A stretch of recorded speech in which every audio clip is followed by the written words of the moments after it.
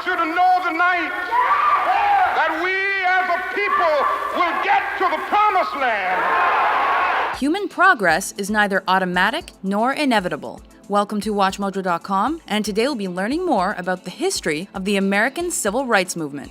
The end of the American Civil War in 1865 effectively meant the end of slavery. But African Americans were in for a long struggle before they were finally awarded equal rights. As of 1870, all eligible male citizens were able to vote. However, blacks were discouraged to by violence and eventually legal stipulations.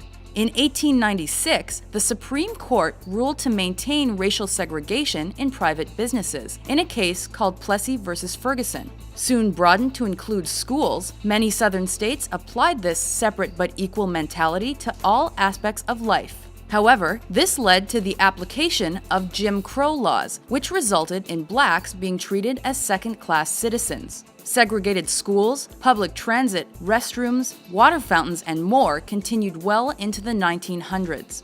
In 1909, a group of prominent black and white campaigners created the National Association for the Advancement of Colored People, or NAACP. Their goal was to increase racial equality and challenge issues like the Jim Crow laws. Unfortunately, it was between 1910 and 1930 that white supremacist group the Ku Klux Klan saw its biggest expansion amid increased racial friction. Following the First World War, the NAACP was devoted to ending lynching by white vigilantes. By mid-century, the group became instrumental in the Brown versus the Board of Education of Topeka court case. This class action suit, filed in 1951, asked that segregation in schools be struck down. Taken to the Supreme Court, the case resulted in the first integrated school in the United States to open in the fall of 1955. Encouraged by the decision, the civil rights movement began to hold high-profile boycotts, marches, sit-ins, and other peaceful protests. These included 1955's Montgomery bus boycott in support of Rosa Parks. A watershed moment came in 1957 when a high school in Arkansas admitted a group of African American students, nicknamed the Little Rock Nine. Protested by fellow students, the governor, and even the state's National Guard, President Dwight Eisenhower eventually intervened to ensure the students' safe passage. By 1962, universities also began integrating, though black students were still met with protests and violence. The Southern Freedom Movement continued into the 60s, with support from newly elected President John F. Kennedy and his brother, Attorney General Robert Kennedy. The violence of the Birmingham, Alabama campaign influenced the president to fully endorse the movement.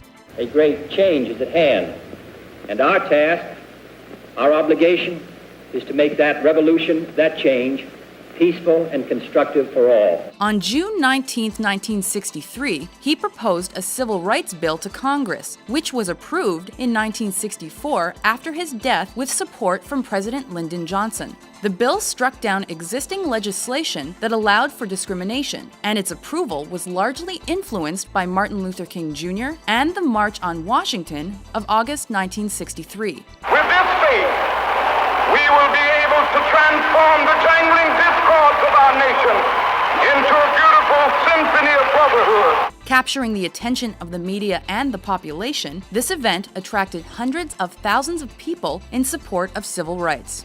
Following that, the Voting Rights Act of 1965 ended the prejudiced voting system. Instantly effective, blacks began voting and running for public office. However, just days later, on August 11th, a violent six-day riot in the Los Angeles neighborhood of Watts resulted in 34 deaths. This was indicative of a period of racially motivated violence that occurred in the mid to late 1960s. This era also saw the rise of Black Power, led in large part by Stokely Carmichael, in opposition to extremists like the Ku Klux Klan. This ideology was exemplified by the Black Panther Party, which followed the principles set forth by Malcolm X. Rising to prominence in the 1950s, his radical ideas advocated militancy for blacks. Black people are dissatisfied. They're dissatisfied not only with the white man, but they're dissatisfied with these Negroes who have been sitting around here posing as leaders and spokesmen for black people and actually making the problem worse instead of making the problem better. He remained an influential and controversial human rights activist until his assassination in 1965. The murders of civil rights leaders continued when Martin Luther King Jr. was killed in April 1968 and Robert Kennedy 2 months later. Despite racial tensions continuing into the 1990s, progress has been measurable. The election of President Barack Obama in 2008 is seen by many to be a culmination of centuries of work in favor of racial equality. This is the meaning of our liberty and our creed, why men and women and children of every race and every faith can join in celebration across this magnificent mall, and why a man whose father less than 60 years ago might not have been served at a local restaurant can now stand before you to take a most sacred oath.